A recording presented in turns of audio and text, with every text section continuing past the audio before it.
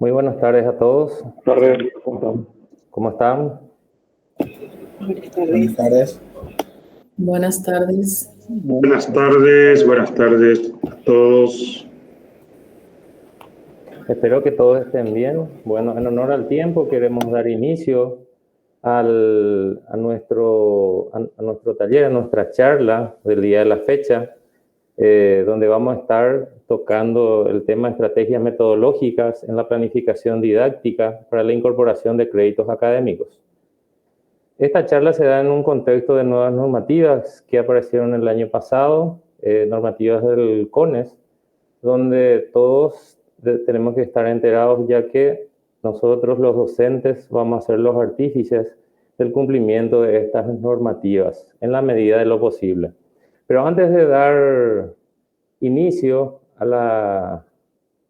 la charla, quisiera comentar un poquitito que estoy también acompañado el día de la fecha por la licenciada Nadir Sousa, quien va a estar desarrollando parte de la presentación, también la licenciada Liliana Rolón, que también estará acompañándonos hoy. Antes de dar inicio, me gustaría ceder el uso de palabras al doctor Eustaquio Alcides Martínez Jara, nuestro decano. Ingeniero. Buenas tardes, gracias Héctor. De hecho, una vez más nos encontramos para un proceso de charla, conversación y fundamentalmente de aprendizaje a través de una capacitación relativamente breve. Bueno, algunas noticias que quiero compartir con ustedes es el hecho que se confirmó en diciembre pasado la reacreditación de la carrera de licenciatura en análisis de sistemas y la acreditación de la carrera de turismo. En ese sentido, entonces, podemos estar orgullosos de que tenemos los 100% de las carreras de grado de la Facultad Politécnica ya acreditadas, y en este año tenemos el desafío de reacreditar la ingeniería eléctrica y ingeniería de sistemas. Así que hay muchas cosas que atender en este año desde el punto de vista académico. Agradezco la presencia de todos, el hecho de tomarse un tiempo para estar conectados y interactuar con los especialistas, y en este caso también valorar el trabajo que viene desarrollando la dirección académica a través del Departamento de Apoyo Pedagógico, que justamente nos están enseñando siempre cómo desenvolvernos en esta interesante área de la docencia, que de hecho tiene sus detalles, y últimamente las exigencias van creciendo, entonces tenemos que cuidar los aspectos que nos van exigiendo día a día. Hoy nos reúne justamente el tema de la incorporación de los créditos académicos. Aparecen muchas variables nuevas que tenemos que mirar. Afecta a los estudiantes por un lado, afecta a la institución por otro lado, y esencialmente a los profesores, que tienen más tareas que desarrollar en el mismo intervalo de tiempo. Así que es una cuestión de creatividad también para organizarnos y ver las estrategias más adecuadas para que el impacto no sea demasiado, pero que el resultado de la calidad que buscamos sí se dé como teníamos previsto. Bueno, yo he participado en la charla ayer, me han informado que es lo mismo, así que siento informar que no voy a poder estar por el resto de la charla, simplemente me conecté para dar la apertura, puesto que tengo también otros compromisos en este horario, en esta fecha. Éxito a todos, que estén un excelente periodo de charla, de conversación, de aprendizaje, y estamos ahí para dar nuevamente un inicio a este periodo 2023, que después de mucho tiempo inicia realmente de forma normal, entre comillas, ya con la presencialidad en su totalidad. Sin olvidar que hemos venido de un periodo difícil de nuestra historia y afortunadamente estamos aquí y hemos superado esa situación. Una vez más, entonces, éxito a todos, gracias por el compromiso, y seguimos adelante, y espero que todos tengan un exitoso periodo 2023/1. Gracias. Gracias, señor decana. Muchas gracias, ingeniero. Muchas gracias. Bueno, podríamos adelantar la diapositiva. Me gustaría, en honor al tiempo, presentarles la agenda. Hoy estaremos tratando la incorporación de créditos académicos, que sería la resolución 280 del año 2022, y su forma de implementación dentro de la Facultad Politécnica. También comentar un poco de la resolución 325 del año 2022 del decanato, que aprueba o que crea oficialmente un sistema de gestión de aprendizaje en la Facultad Politécnica. También hablar un poquitito, Liliana va a estar tocando en la parte de automatización del proceso de planificación y el registro en el libro de cátedras, las novedades que existen al respecto, estrategias metodológicas de innovación educativa que va a estar a cargo de Nadir, también formas de evidenciar el aprendizaje y por último instrumentos para evaluar el aprendizaje. Esta es la agenda que pretendemos desarrollar en aproximadamente una hora 15, dependiendo de cómo vaya y cómo vayamos evacuando sus dudas. Empiezo yo entonces desarrollando un poquitito la resolución 280, su contenido. Esta resolución es la que actualiza y establece los criterios para la aplicación del Sistema Nacional de Créditos Académicos en las carreras de grado, programas de posgrado, aprobados por el CONES. Como todas nuestras carreras son aprobadas por el CONES, están aprobadas por el CONES, obviamente rige para nosotros esto. Es de fecha 8 de agosto del 2022. Es importante que esta fecha llevemos en cuenta por los siguientes articulados que voy a ir explicando. El artículo 2 de esta resolución habla de la equivalencia del crédito académico. Menciona que un crédito académico equivale al índice mínimo de 30 horas de trabajo académico del estudiante. Este índice 30 se utiliza en una tabla más adelante que voy a estar explicando para poder calcular ese crédito. Esta resolución lo que hace es actualiza una resolución anterior de la CONES que data ya del año 2017, donde daba 4 años de tiempo a todas las instituciones de educación superior para establecer un sistema de créditos. Sin embargo, esta resolución, antes de que fenezca el plazo dado por la anterior, ya entró en vigencia y derogó la anterior. Nosotros tenemos un sistema de créditos implementado en base a la normativa anterior, hoy ya derogada. Eso es importante que se sepa. Sin embargo, esta nueva nos establece nuevos criterios, nuevos delineamientos y que nos obligan a hacer ciertos ajustes de vuelta. Siguiente, por favor. Dentro de esta resolución, en su articulado número 3, habla de las horas de acompañamiento directo del docente independiente o autónomas del estudiante. Es importante diferenciar las dos actividades. Las horas de acompañamiento directo del docente son aquellas que se realizan dentro del aula o dentro de la institución en todo caso. Son horas de acompañamiento dentro de la institución. Las horas independientes o autónomas del estudiante son actividades que el docente debe de asignar al alumno o grupo de alumnos. Pueden desarrollarlo dentro de la institución o fuera de la institución, pero sí o sí deben desarrollarlo fuera del horario de la asignatura. Eso sería el trabajo independiente o autónomo del estudiante. En su articulado A, en su inciso A, este articulado 3, habla de las horas de trabajo independiente o autónomo del estudiante. En todos los casos, la institución es responsable por ambas instancias de aprendizaje mencionadas. O sea, la institución siempre va a ser responsable por las horas de acompañamiento directo y las horas de actividad independiente de cada estudiante. En el inciso B, podemos destacar de que una hora de acompañamiento directo del docente supone y equivale a 2 horas adicionales de trabajo independiente o autónomo para carreras de grado. Esto establece una relación de trabajo. Poniéndolo como un ejemplo, si yo tengo hoy, en esta semana, 5 horas de clase con mi grupo de alumnos, yo tengo que asignar a través de una herramienta que me permita evidenciar en el futuro la actividad independiente del estudiante. Si yo tengo 5 horas esta semana, yo tengo que asignar tareas independientes equivalentes a 10 horas por esta semana. La asignación de tareas es el doble, o el trabajo independiente tiene que tener una dedicación el doble de horas que las horas directas en aula de nuestros estudiantes.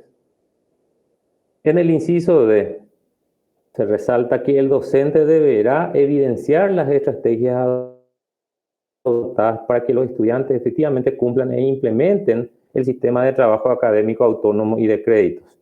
¿Qué significa eso? El docente, nosotros docentes, somos los responsables como funcionarios públicos en nuestro caso y como miembros de la institución, parte de la institución, somos los responsables en nuestras asignaturas de que cada semana exista una asignación de un trabajo autónomo para nuestros estudiantes. Porque en base a la sumatoria del trabajo directo y en aula y del trabajo autónomo que damos cada semana, a lo largo del semestre se van computando esas horas y luego se hace el cálculo de a cuántos créditos equivale nuestra asignatura. Ese es el mecanismo que voy a estar detallando mejor enseguida. Entonces, un alto componente del cálculo de créditos académicos es esa hora de trabajo independiente. Entonces, es muy importante que eso quede evidenciado de manera institucional. Siguiente, por favor. En el artículo 4 de esta misma resolución menciona que los certificados de estudios deben contener, aparte de los créditos académicos, todo un desenglose de las horas de trabajo directo en aula, que su sigla sería HTD, las horas de trabajo independiente o autónomo del estudiante, con acompañamiento docente, que su sigla sería HTI. O sea que todas estas siglas que voy a ir mencionando, el artículo 4 obliga a que el certificado de estudio de la institución de educación superior cuente con estos detalles, de tal manera a que se pueda verificar de manera directa en el certificado de estudios el desenglose de las actividades en una materia determinada durante todo un semestre o todo un año, dependiendo de la modalidad. Estas actividades independientes pueden ser, como están observando ahí, trabajos monográficos, investigaciones, realización y ejecución de experimentos en laboratorio, construcción de maquetas, etcétera, etcétera. Lo que está escrito ahí en la resolución es a modo de ejemplo, ¿verdad? El docente o los docentes pueden incorporar nuevas actividades como trabajo independiente. Siguiente, por favor. Siguiendo con el mismo artículo, también se define horas semanales como HS, que es la sumatoria de las horas de trabajo directo más las horas de trabajo independiente. El periodo lectivo académico, que está como PL, que es el lapso de duración. Este periodo académico puede ser semestral o anual, dependiendo de la modalidad de la carrera. Para nuestro caso es semestral y establece un mínimo. Para una modalidad semestral, 16 semanas como mínimo. Y para una modalidad anual, 32 semanas como mínimo de actividades académicas. Nuestras actividades académicas, dentro de ese rango de mínimo de 16, puede contemplar todo lo que es el desarrollo de clase, todo lo que es primera parcial, segunda parcial, estoy hablando de nuestro caso en particular ya, y exámenes finales inclusive. Entonces nosotros superamos con creces el mínimo exigible.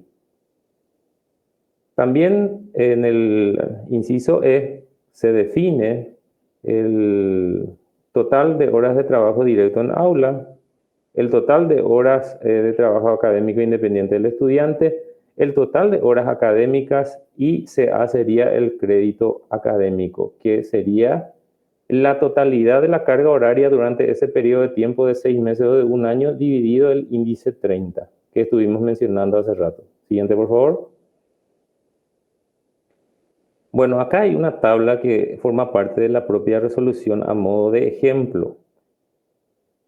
Tomemos el primer ejemplo, ¿verdad? Derecho romano, forma parte de la misma resolución, pero derecho romano puede ser cualquiera de nuestras asignaturas de la Facultad Politécnica. HTD serían las horas de trabajo directo en aula, supongamos que son 5 horas, esto es semanalmente. HTI, que serían las horas de trabajo independiente o autónomo del estudiante, que estuvimos hablando de que tiene que ser el doble. Entonces, en esa semana va a tener 10 horas de trabajo autónomo el estudiante, 5 horas de trabajo directo más 10 autónomo, sumado da 15. Tomemos como periodo lectivo el mínimo exigible, que sería 16. Si multiplicamos 5, la hora de trabajo directo, por 16 semanas, nos da como resultado 80, que sería THD, el total de horas de trabajo directo en aula. Y si multiplicamos 10, la hora de trabajo independiente, por 16 semanas, tenemos HTAI, que sería el total de horas de trabajo independiente igual a 160. Si sumamos nosotros 80 más 160, nos da un resultado de total de horas académicas igual a 240. Dividido el índice 30 nos da como resultado que esa asignatura en particular, en este caso como ejemplo, Derecho Romano 1, tiene un peso de 8 créditos en la malla curricular.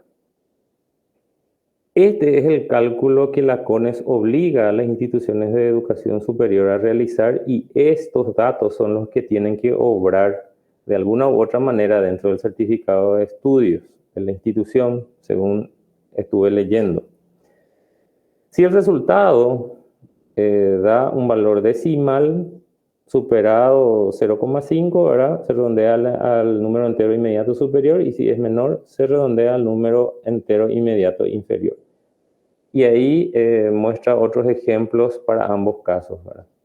Entonces, esta es la mecánica que institucionalmente se debe de aplicar para poder realizar el cálculo. Pero la parte más importante está en la evidencia del trabajo independiente. Porque si ustedes se fijan bien en la planilla, van a ver que las horas de trabajo directo, para el ejemplo, suman 80 horas durante todo el semestre. Sin embargo, las horas de trabajo directo, 80 horas. Sin embargo, las horas de trabajo independiente, el doble, ¿verdad? Por esa relación 2:1 que mencionamos. ¿Qué significa eso? Que tiene un alto peso, un alto impacto en el cálculo de los créditos académicos, ese trabajo independiente que nosotros debemos de dar de manera semanal a los estudiantes. Siguiente, por favor. En el artículo 5, el alcance de este reglamento.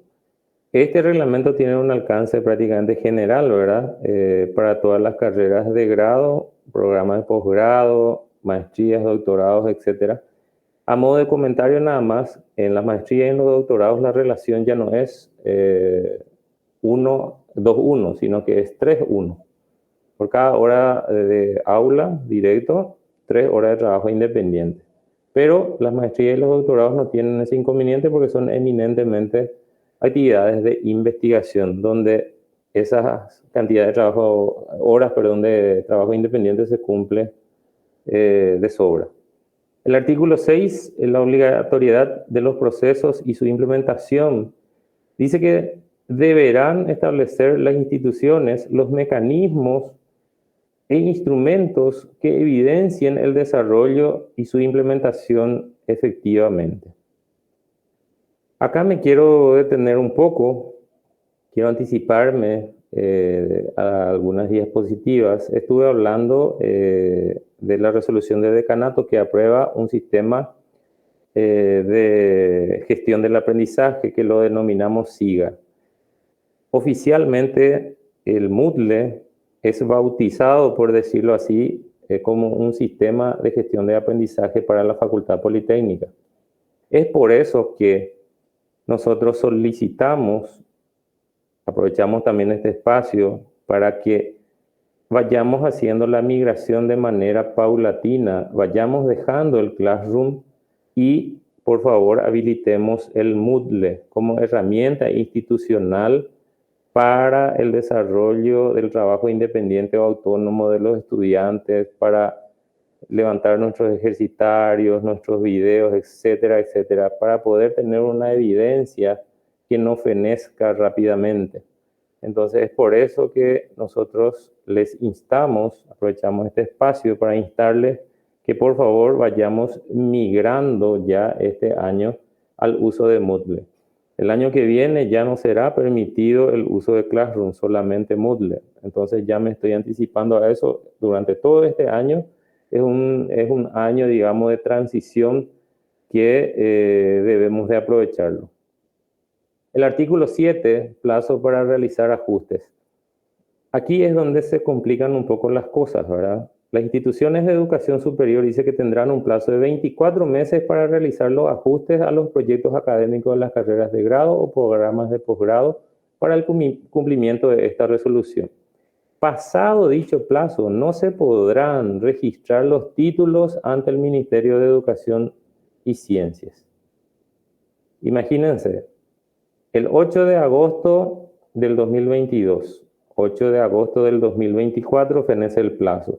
Las instituciones están obligadas a presentar por mesa de entrada de la CONES una modificación o actualización de los proyectos educativos, ya con la incorporación de créditos académicos y ya con la incorporación de la explicación de cómo se va a administrar, guardar, procesar esos créditos académicos. Al menos esa fue la explicación que hemos recibido por parte de gente de la CONES, gente de la ANEAES, especialistas extranjeros, en diversas charlas que estuvimos ya participando durante el segundo semestre del año pasado, para poder implementarlo al interior de la Facultad Politécnica. Continuando con este artículo, también da un plazo de 12 meses a partir de la promulgación, o sea que el 8 de agosto de este año tenemos que presentar un reglamento de créditos académicos al CONES. Obviamente, cuando se trata de una universidad es interesante, importante de que ese tipo de normativas sea de orden general, ¿verdad? Es por eso que la red académica ya está trabajando desde el año pasado en la definición de este reglamento de créditos académicos, la definición de cómo se va a implementar en la universidad. Va a presentarlo en su momento como una propuesta al Consejo Superior Universitario para su aprobación. Obviamente tiene que ser antes del 8 de agosto de este año.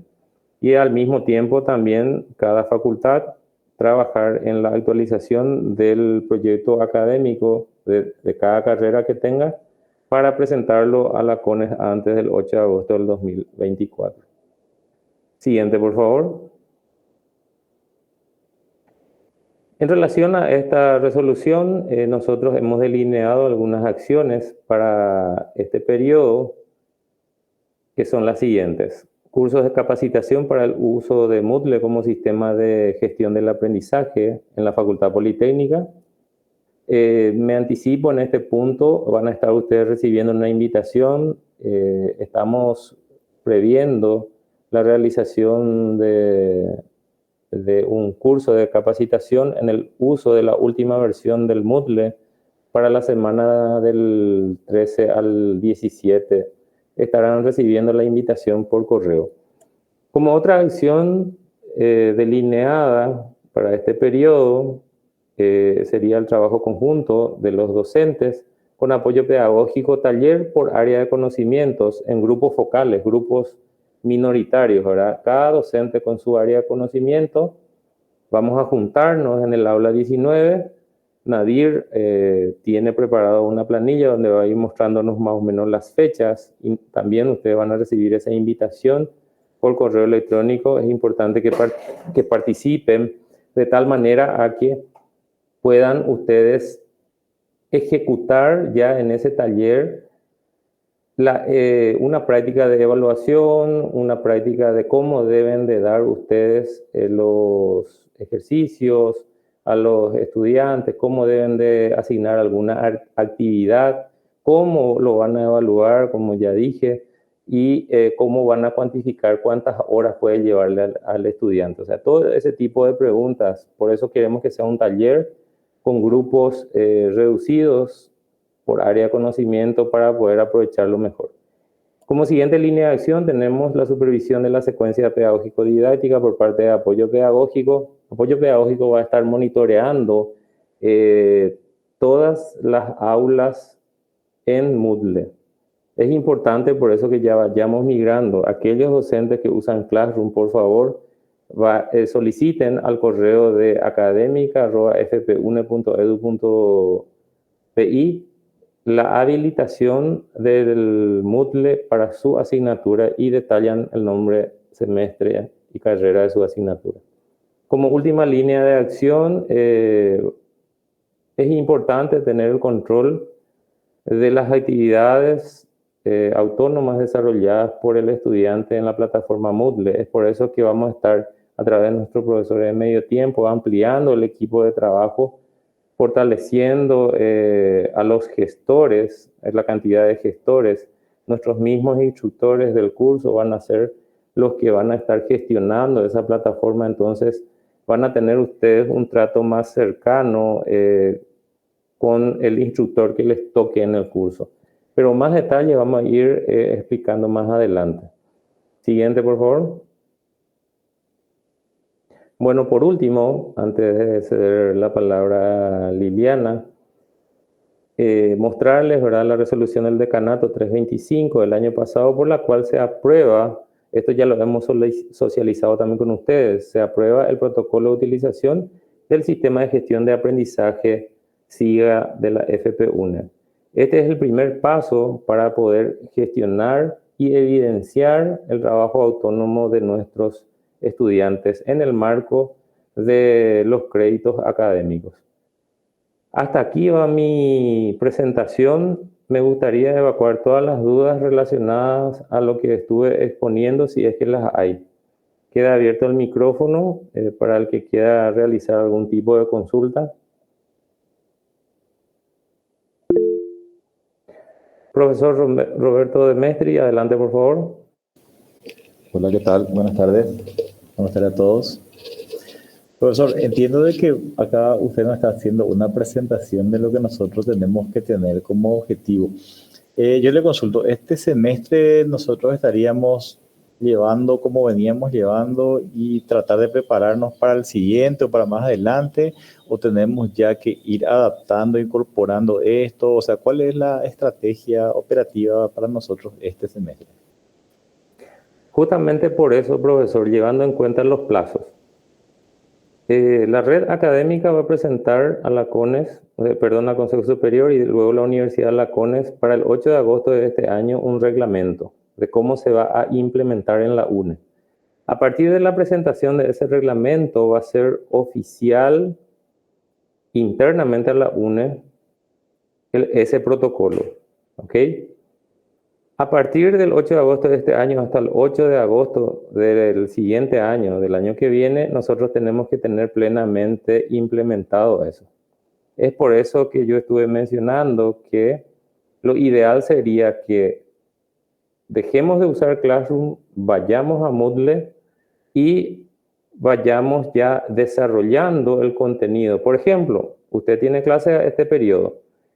Si usted ya desarrolla en Moodle todo su contenido con las actividades independientes, etcétera, etcétera, lo pone en práctica, lo evalúa, trabajamos con apoyo pedagógico para pulirlo, puede perfectamente ya tener totalmente listo para el año que viene cuando tenga una vigencia total esta resolución. No sé si me explico o quedó algo pendiente, profe. No, está bien. O sea, yo en mi caso particular, desde hace varios años que ya vengo dando tareas semanales en Moodle, ¿verdad? Y vengo dejando registrado. No sé si esa magnitud de horas va a alcanzar o no, ¿verdad? Y lo otro que me llama un poco la atención es, o sea, ¿cuál sería la estrategia implementativa en el siguiente sentido, ¿verdad? Por ejemplo, un alumno regular del semestre de mi carrera, ellos tienen como 30 horas de clase a la semana, más o menos, ¿verdad? Según lo que leí acá y haciendo cuentas, ellos tienen que tener como 60 horas de trabajo autónomo, entonces, en ese semestre. Serían 90 horas por semana, entre trabajo autónomo más las horas de clase real, ¿verdad? Entonces, me pregunto cuál es la estrategia. ¿Ustedes piensan eso? ¿Van a reducir las horas de clase? ¿Se van a habilitar menos materia por semestre? Porque así como estamos, no llegan a las horas y pedirles 60 horas de más, no sé, me parece medio difícil, ¿verdad? De que se cumpla, ¿verdad? Creo yo, ¿verdad? Sí. De hecho, que mirando así ese cumplimiento es imposible si hacemos matemática directa, ¿verdad? ¿Cuál es la estrategia? Primeramente voy por partes. Reducir la carga horaria directo, reducir la carga horaria de aula directa no va a ocurrir. Si usted tiene 5 horas, esas 5 horas fueron aprobadas por la CONES. Carga horaria de clases, de laboratorio, de teoría en aula no se va a reducir, se va a mantener. Acá lo único que va a cambiar es que se va a incorporar más actividades independientes para los estudiantes. Interpretar como docente la tarea que yo le doy, cuántas horas le puede llegar a llevar al estudiante, son cosas que Apoyo Pedagógico les va a ayudar a ustedes. ¿Para qué es importante eso? Para que ustedes puedan elegir bien la tarea que van a dar. ¿Por qué? Porque en promedio nuestros alumnos tienen, en ingeniería especialmente, desde 6 hasta 9 asignaturas, 11, 12, algunos recursantes tienen muchísimo. Este tipo de actividades independientes va a venir a complicar muchísimo la vida de un estudiante que no es regular, ¿verdad? Respondiendo a la otra parte de tu consulta, profe, ¿cuál es la estrategia que nosotros queremos sugerirles? Es la que ya teníamos, el trabajo multidisciplinario, o sea que integración de asignaturas y trabajar por proyectos. Usted, profesor, puede integrarse, por ejemplo, con otra asignatura de su misma carrera, de otra área de conocimiento, o con otra materia de otra área de conocimiento, o con otra materia de otra carrera que esté activa en el periodo determinado para poder ejecutar un proyecto en conjunto. El desarrollo de proyectos, de un proyecto en común, beneficia a ambas asignaturas. Si fueran 2, pueden ser 2 o más. Entonces, ese es el camino que debemos seguir para tampoco nosotros como docentes esforzarnos más de la cuenta, porque el salario no va a aumentar, la carga horaria de actividad directa no va a disminuir. Entonces, hay que saber jugar con las reglas de juego, por decirlo así, y lo que nosotros les recomendamos es justamente apuntar hacia un aprendizaje basado en proyectos, utilizando ese formulario de actividad interdisciplinaria que ya tenemos luego. Muchos de ustedes ya realizaron actividades interdisciplinarias. Con esta nueva exigencia, vamos a tener que realizar más actividades interdisciplinarias de tal manera a poder cubrir esas horas de trabajo autónomo de nuestros estudiantes. ¿Cómo ustedes van a ensamblar o enlazar? ¿Cómo van a construir esa actividad interdisciplinaria?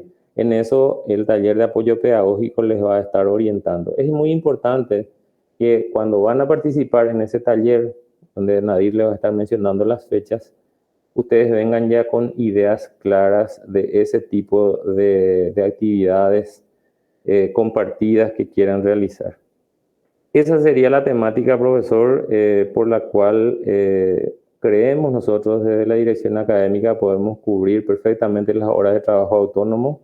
Independientemente a eso, cada docente puede seguir asignando actividades semanales a sus estudiantes, pero esa sería la forma más simple de poder cubrir.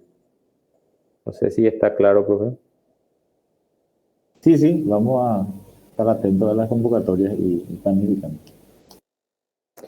De hecho que, así como dijeron en el chat, ¿verdad? Es un desafío muy grande, sí, es un desafío muy grande, ya tiene muchas críticas, pero es una resolución que está vigente. Veremos durante este semestre qué repercusiones sigue teniendo, ¿verdad?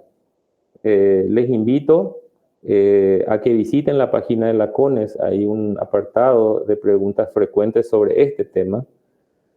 En un momento que tengan libre, pueden entrar y ustedes leer ahí. Es muy interesante los debates que se plantean, ¿verdad?, en torno a el nuevo sistema de créditos académicos. Según la CONES, o la explicación que nosotros hemos recibido en los diversos talleres, esto se adoptó para unificarnos a un sistema regional que a su vez está en concordancia con un sistema europeo, ¿verdad?, anglosajón también, de créditos académicos. O sea que con esta modificación, según ellos, nosotros estaríamos alcanzando los niveles y los estándares requeridos, especialmente de la parte de trabajo autónomo, de la exigencia de desarrollo o de dedicación de nuestros estudiantes. Según dijeron, realizaron un estudio, ¿verdad?, donde salió como resultado que la dedicación de nuestros estudiantes en Paraguay está muy por debajo de la media exigible, y es por eso que tenemos nosotros una relación de 2-1 luego. Chile, por ejemplo, tiene una relación 1-1. Uruguay tiene una relación 1-1, 1,51, dependiendo de la universidad, y así sucesivamente. Entonces, esa fue la explicación que hemos recibido en su momento, ¿verdad? ¿Cómo se va a controlar? Probablemente sea las ANEAES a través de indicadores de autoevaluación, la que termine controlando todo el repositorio y todo el procedimiento, el mecanismo que se implementa, debido a que la ANEAES siempre estuvo presente en todos los talleres en los cuales hemos participado. Entonces, eso es lo que yo les quiero manifestar, ¿verdad? No sé si hay alguna otra consulta, otra duda, antes de ceder a Liliana ya la continuación de la presentación.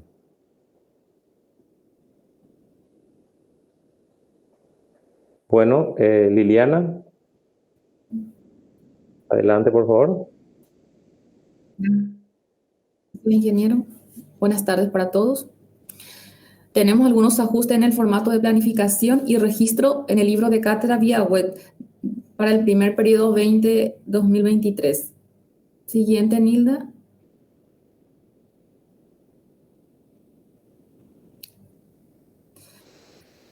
En el ajuste, en el formato de la planificación, tenemos la primera parte, tenemos el programa de estudio que está visible, que se puede descargar, que se registra ya, como ustedes pueden visualizar.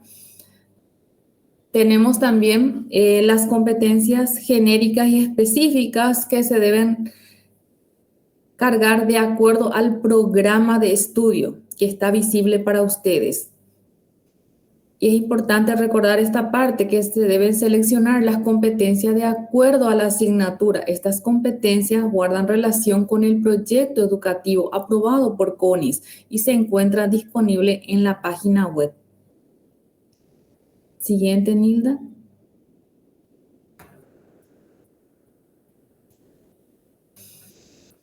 Siguiente.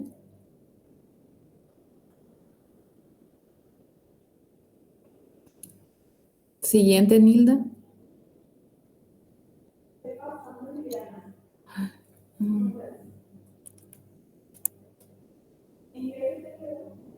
Bueno, creo que está teniendo inconvenientes Liliana. Voy a Sí. desarrollar esta parte también. Siguiente. Hola. ¿Puedo desarrollarle yo, Ige? Igual, Sí. por favor, Nadia. Sí. ¿Puedes retroceder, por favor, Nilda? Bueno, ¿cuáles son los ajustes en el formato de planificación y el registro del libro de cátedras en la vía web? Tenemos informatizado gracias a la fábrica de software de la facultad. Entonces, a partir de ya el segundo semestre del año pasado, ustedes podían visualizar los programas de estudios que ya están actualizados de las 4 carreras. Por eso figura, si ustedes pueden verificar, ahí dice nuevo, ahí están los programas de estudio que ustedes pueden abrir para ir controlando las planificaciones, ¿verdad? Siguiente, por favor, Nilda. Cuando ustedes les dan ahí sobre planificación, ustedes entran y van trabajando por las fechas. Recuerden que si es feriado, automáticamente no les habilita y aparece una F, ¿verdad? Eso ya es conocido por ustedes, no me voy a detener mucho en eso, pero sí voy a ir a pasar a algo que es muy importante, que es las competencias genéricas y específicas. Esas competencias genéricas y específicas se tienen que guardar relación con el proyecto educativo aprobado por el CONIS, ¿verdad? Entonces, eso está disponible en la página web. Verifiquen eso y verifiquen de no colocar competencias genéricas y específicas en gran cantidad.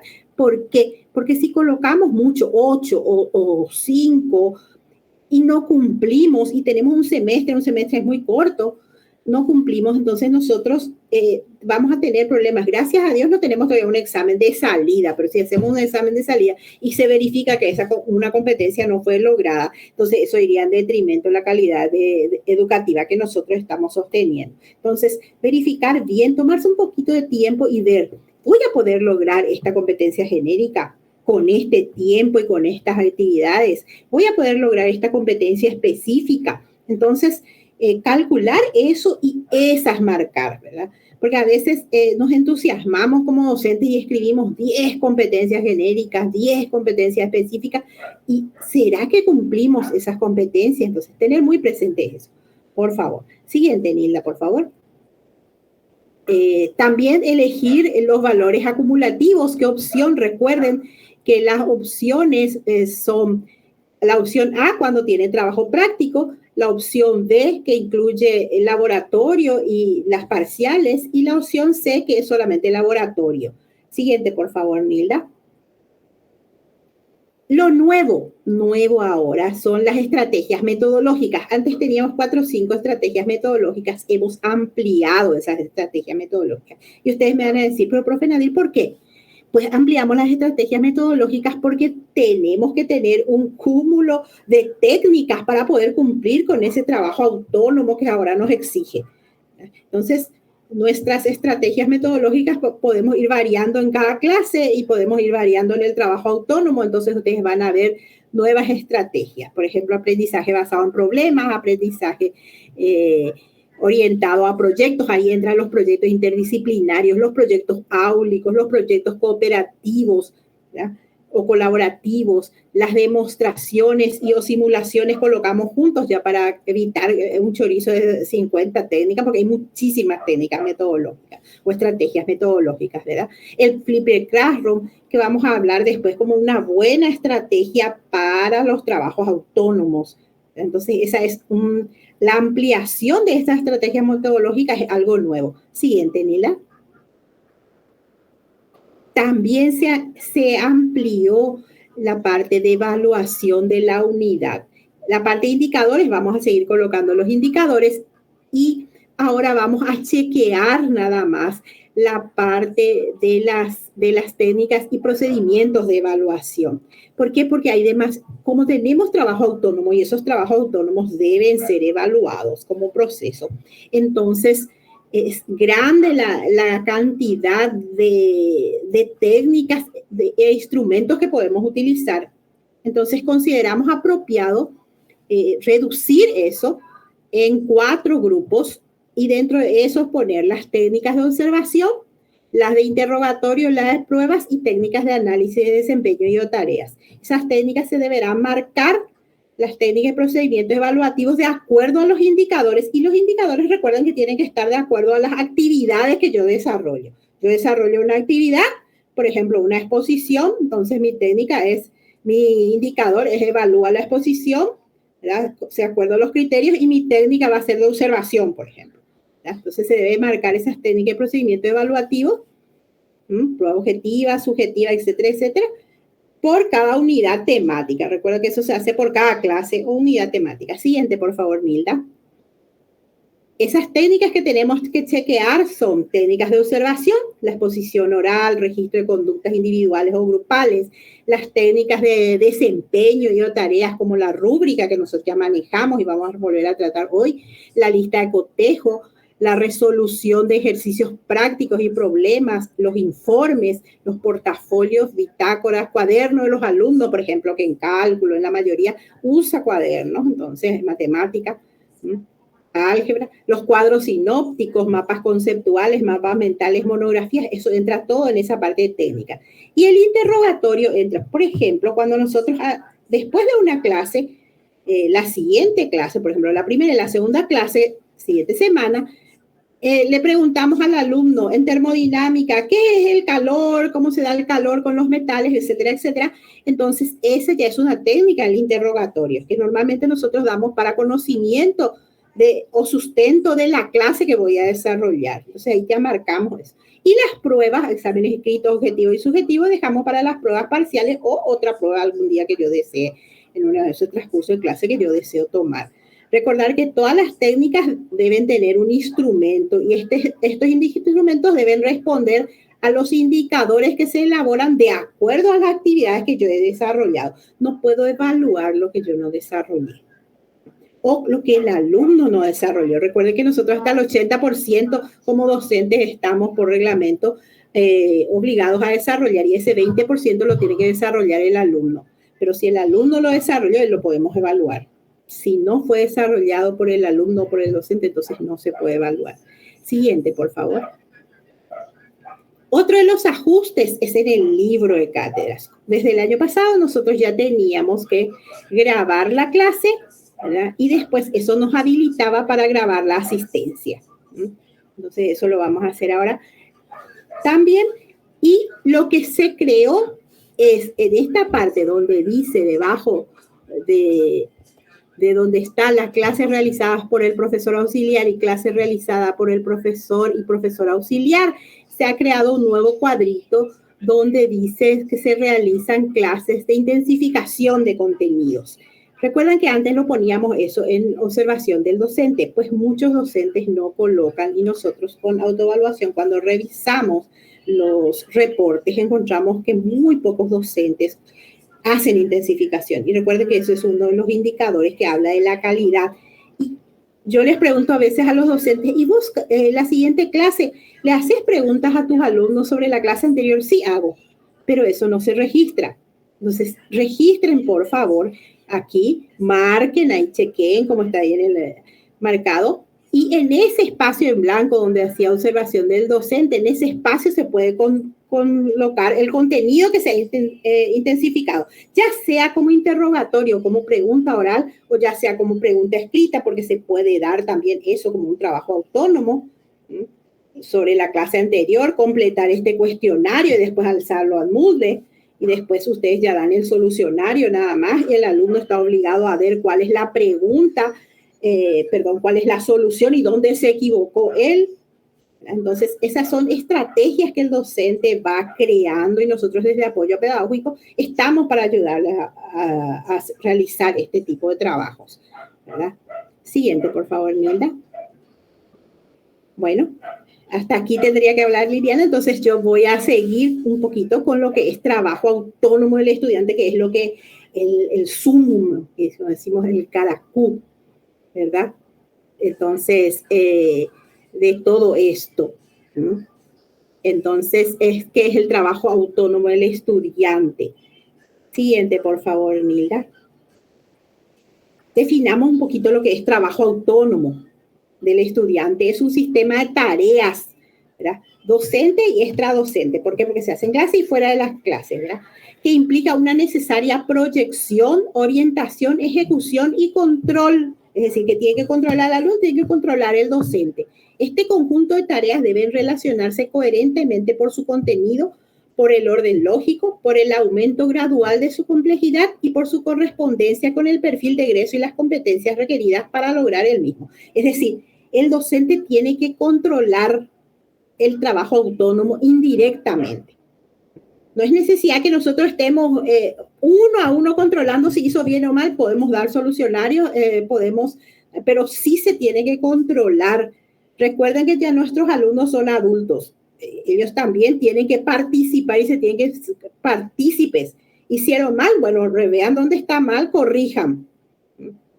Hasta llegar al resultado. Pero ese control de está mal tu trabajo, esta respuesta no da, eso se tiene que hacer, ¿verdad?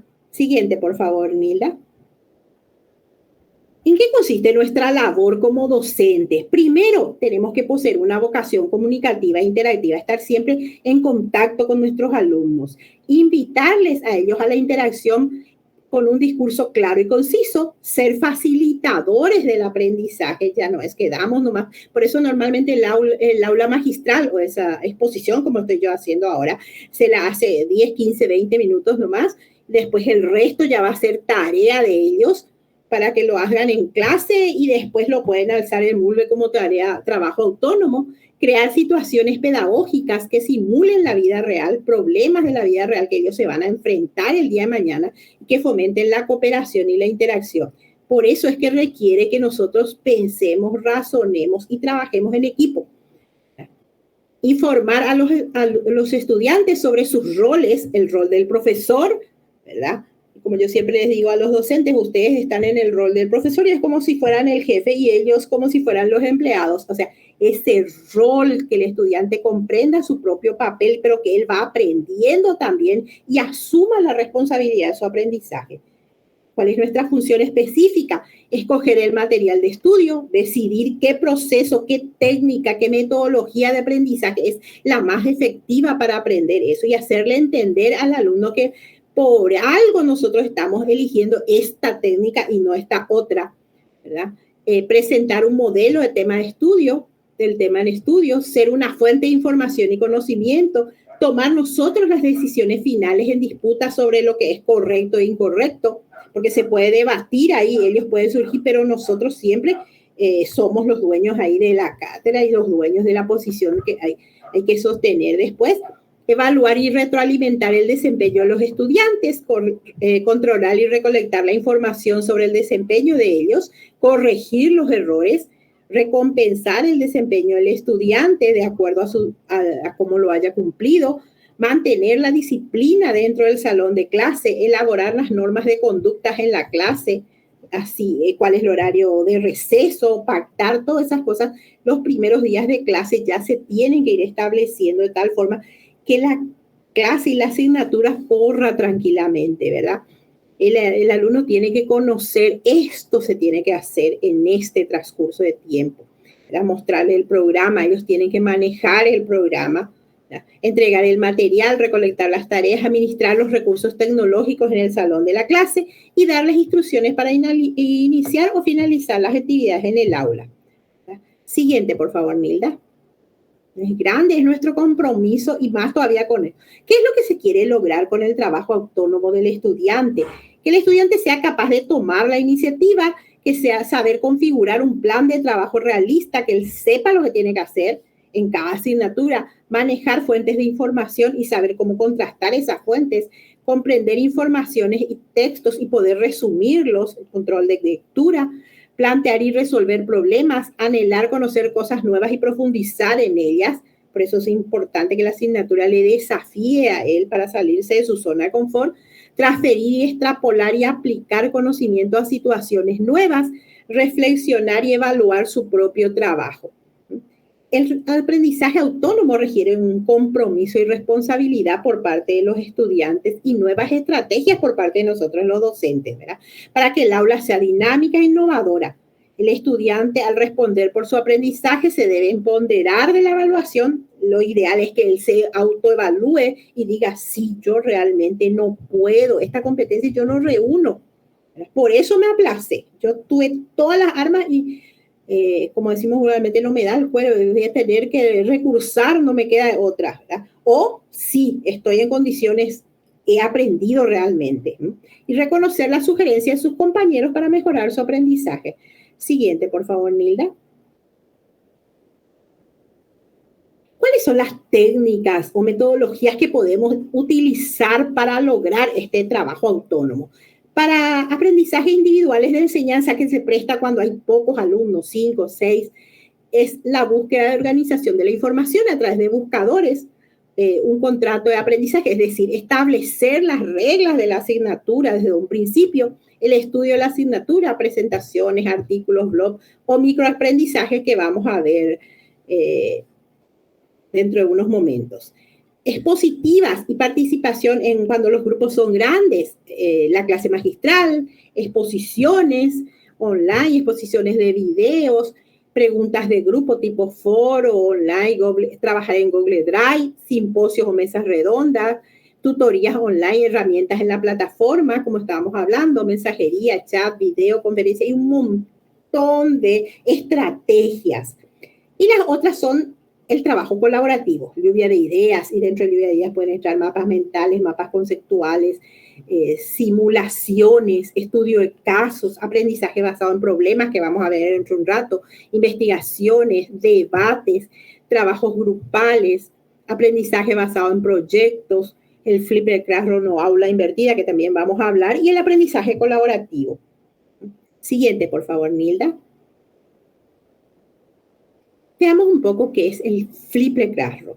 Si por ahí tienen alguna consulta, pueden levantar la mano y parar nomás mi disertación, no hay ningún problema, ¿sí?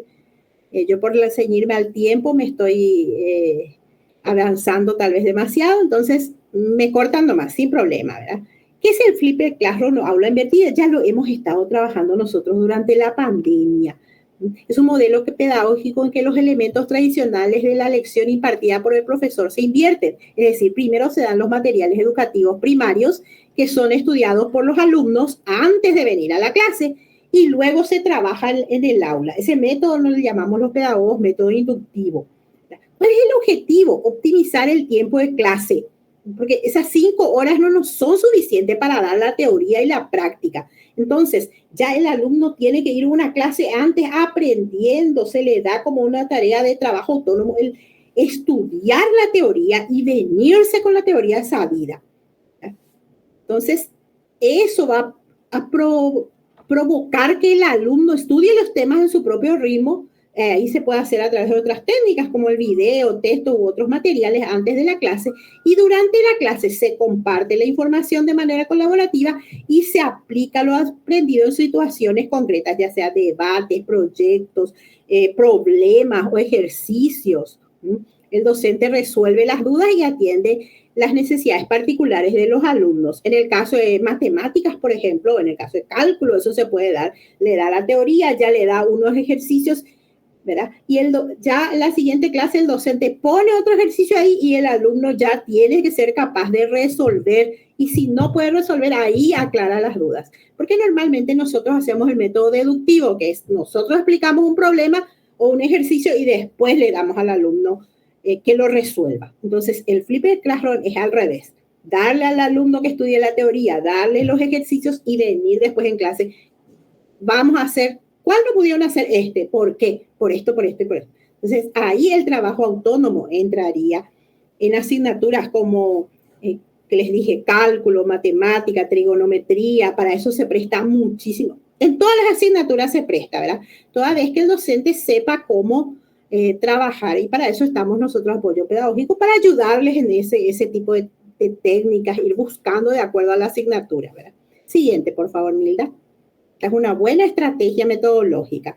Veamos un poquito el aprendizaje basado en proyectos. Los proyectos hay de varios tipos. Están los colaborativos, los interdisciplinarios, los proyectos áulicos, los proyectos de extensión.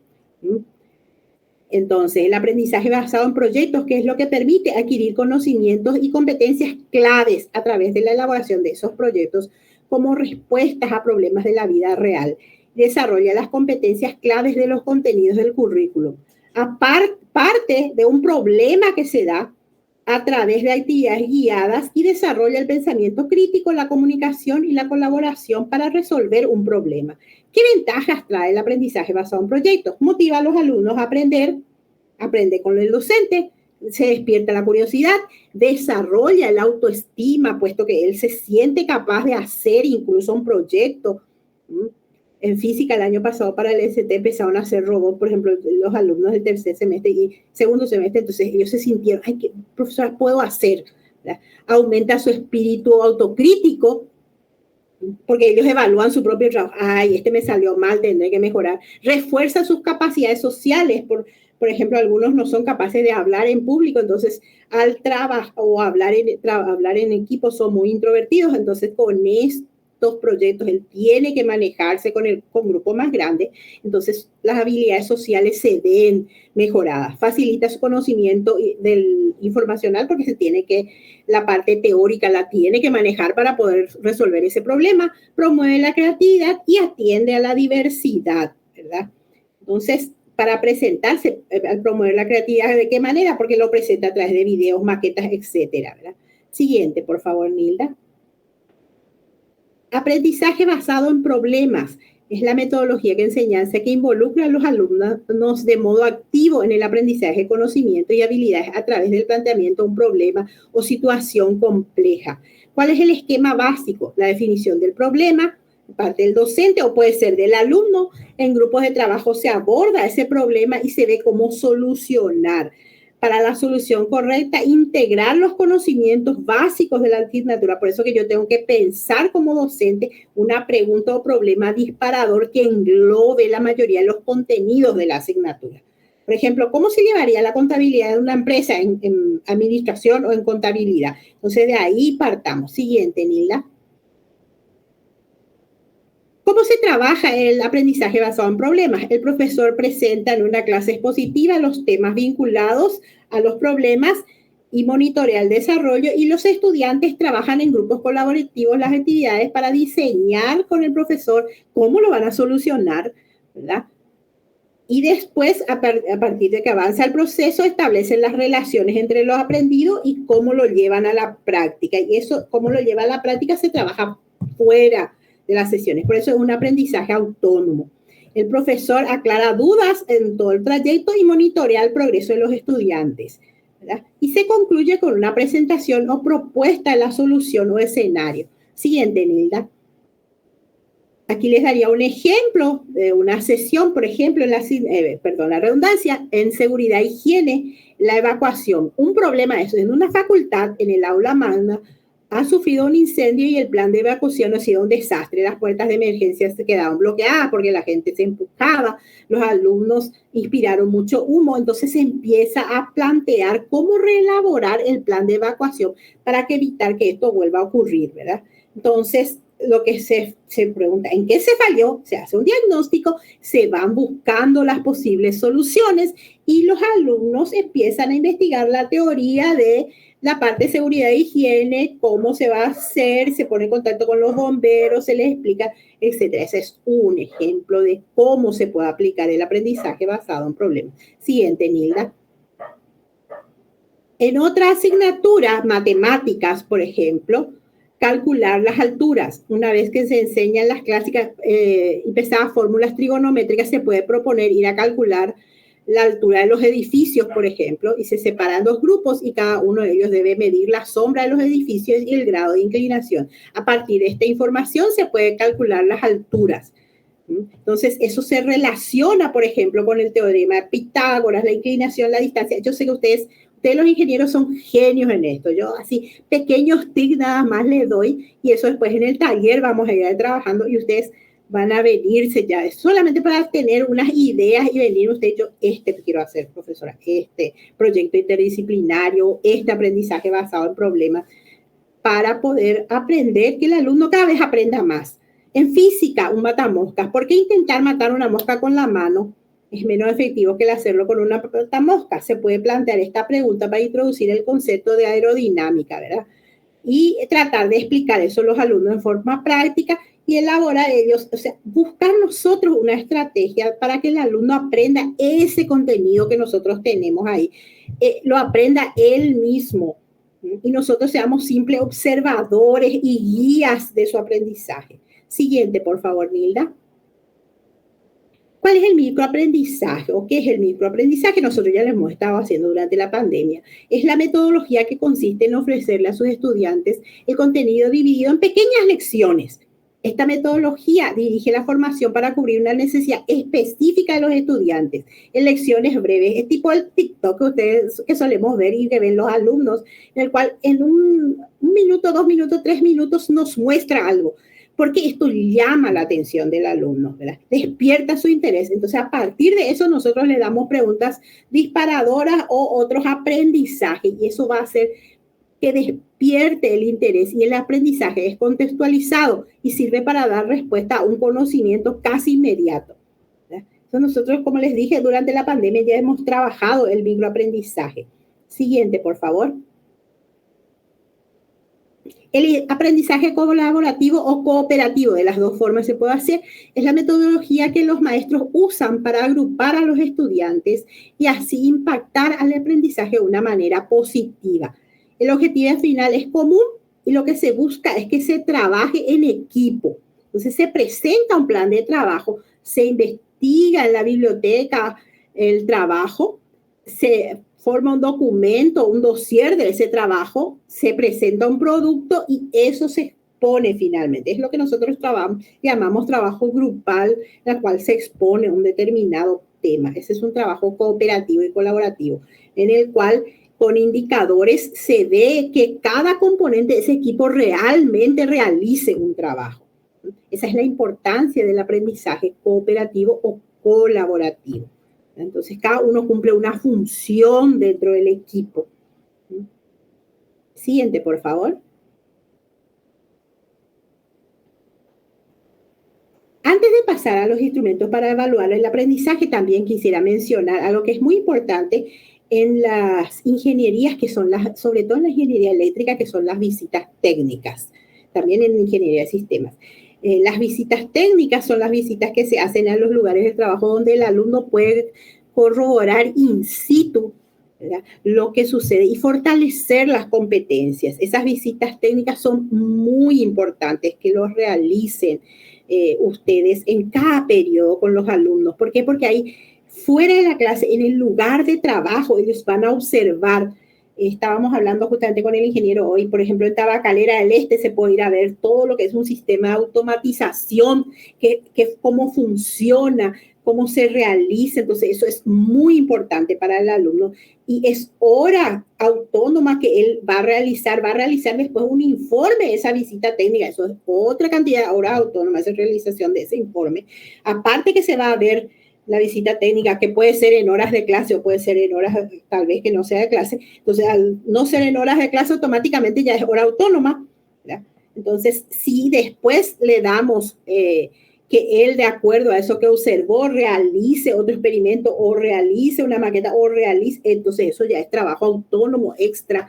Entonces, la visita técnica es muy importante porque es un aprendizaje integrador de conocimientos, no solamente de esa asignatura que lo lleva a la visita técnica, sino de otras asignaturas. Entonces, es muy importante que lo piensen y lo realicen. Y eso tiene que figurar dentro de la planificación. Entonces, si ustedes nos solicitan apoyo pedagógico, nosotros le volvemos a habilitar la planificación y colocan ahí visita técnica, lo realizan porque está como una estrategia de aprendizaje ahora. Entonces, con una estrategia metodológica de aprendizaje, entonces es muy importante, sobre todo las ingenierías, que realicen ese tipo de actividades. No se olviden, por favor, señores docentes, de la visita técnica. Bueno, y hablemos de esos instrumentos, ¿verdad? El instrumento para evaluar ese aprendizaje. Los instrumentos de evaluación son las herramientas que me permiten a mí evaluar todo ese proceso, esa metodología que hice con los alumnos: aprendizaje colaborativo, enseñanza invertida, clase magistral.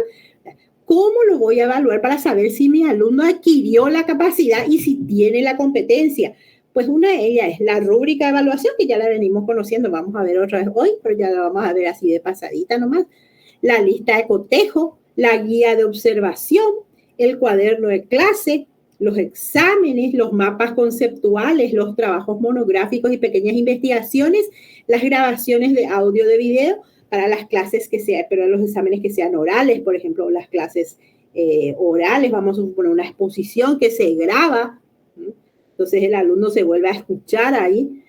Las herramientas digitales para evaluar. Eso constituyen instrumentos para evaluar el aprendizaje, ya sea procesual o el producto.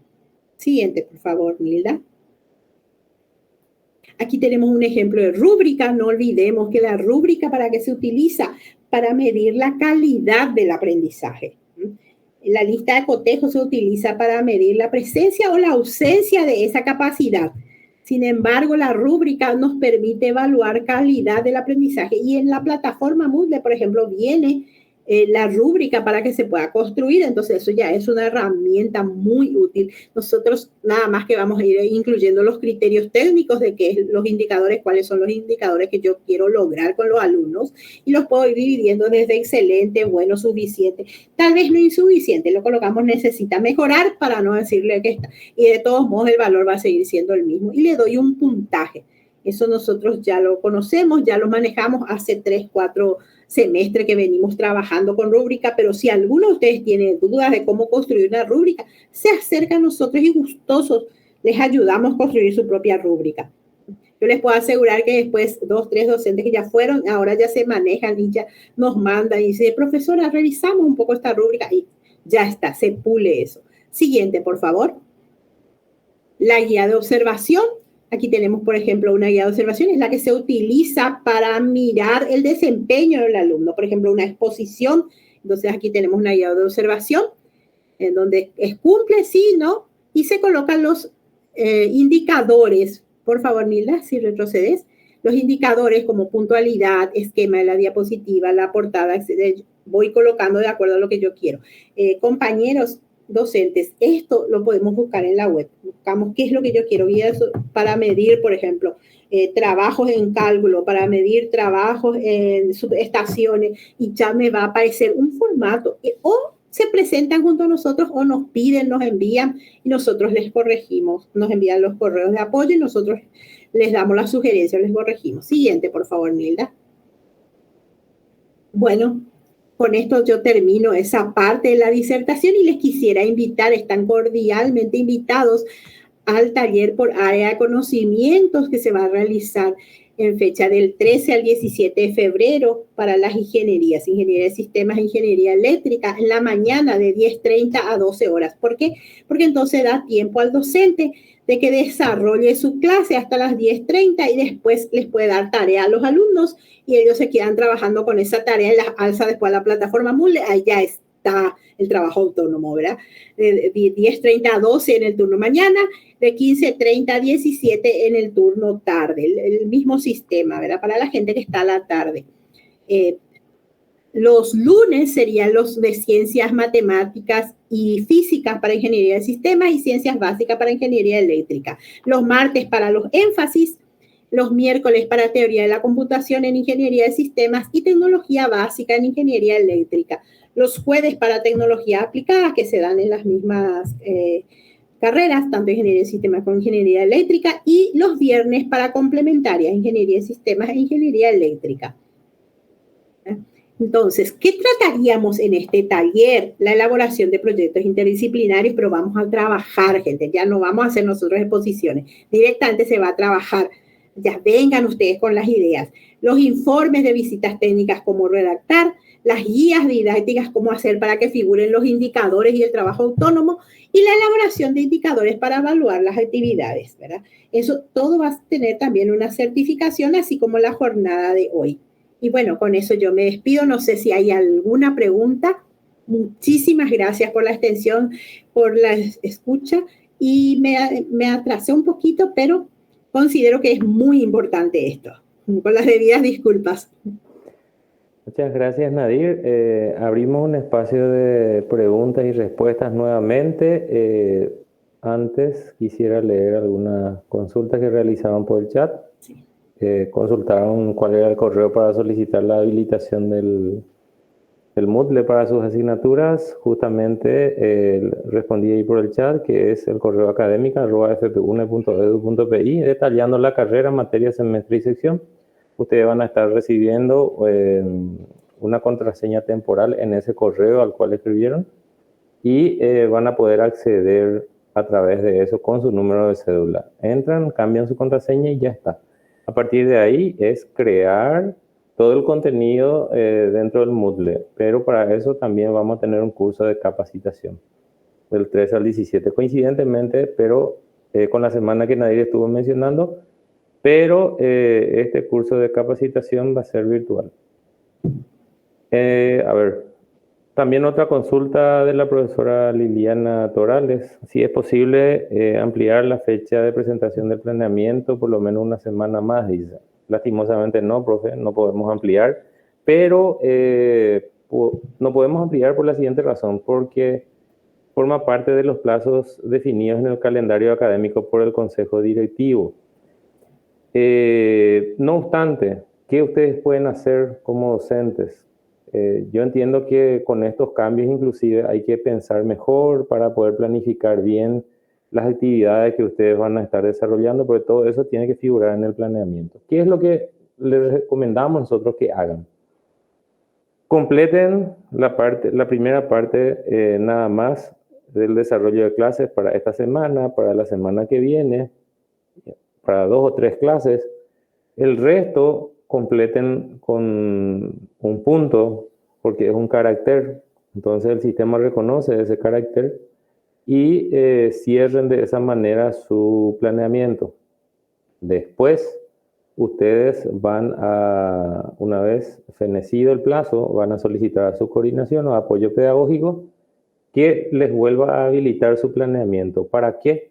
porque ya con todo ese saber del curso de capacitación que Nadir va a realizar, con todas las dudas evacuadas, ustedes van a poder planificar mejor, van a editar la planificación que hicieron de esas 2 o 3 clases y van a completar lo que falta y van a volver a cerrar después su planeamiento. Eso va a permitir que se refleje en su libro de cátedra una planificación acorde. Hay que entender que la planificación siempre va a ser flexible. Tenemos que empezar a adaptarnos a eso. Es estricto en plazo porque el sistema registra de manera automática la fecha de entrega y esa fecha de entrega tiene que estar en concordancia con nuestro calendario académico. Es por eso nada más. Pero el planeamiento de por sí es flexible, se puede volver a habilitar cuantas veces sea necesario para ajustar la planificación durante todo el semestre. Espero haber respondido la consulta de la profesora Liliana y seguimos aguardando más consultas si es que las tienen, Nadir.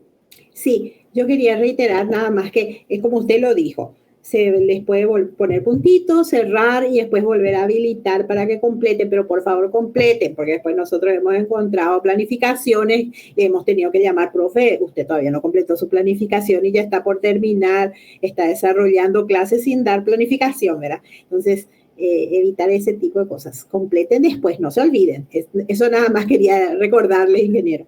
Claro, de hecho que no completar y estar desarrollando clases sin una planificación concreta, obviamente también repercute en no tener un libro de cátedra y todo eso repercute en la hoja docente porque todo es automático.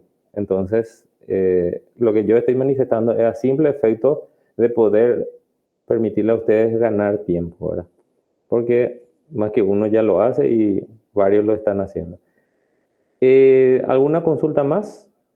Para poder ir cerrando este espacio, si podemos dejar de compartir y si podemos ir activando nuestras cámaras, por favor, para poder realizar una captura antes de cerrar esta actividad.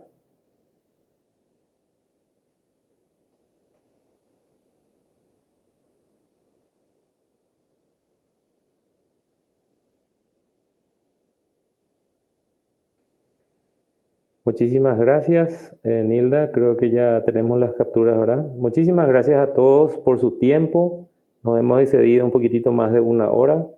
Tenemos un gran desafío por delante, pero con la ayuda de todos y entre todos vamos a poder programar, diagramar y ejecutarlo de la mejor manera posible en beneficio de nuestros estudiantes y que nos van a permitir mantener nuestra calidad educativa que con beneplácito, ¿verdad? Tenemos 100% de carreras acreditadas hoy en día en la Politécnica.